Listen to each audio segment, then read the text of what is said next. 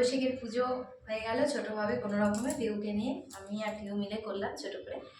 তো তোমরা সবাই আশা করি পয়লা বৈশাখের দিনটা খুব ভালোভাবে কাটিয়েছো, সবাই ভালোভাবে বাড়িতে পুজো করো, সবাই খুব ভালো থেকো, আর আমাদেরকেও খুব খুব খুব ভালোবাসা দিও, আর আমার পিউকেও খুব আশীর্বাদ করো যেন ও খুব ভালো থাকে, আর নতুন বছর যেন সবার সবার সবার খুব ভালো কাটে, আমাদের জন্য ভালো কাটুক, ভগবানের কাছে এটাই কামনা করি। চলো আজকের জন্য টাটা, শুভ পয়লা বৈশাখ, টাটা।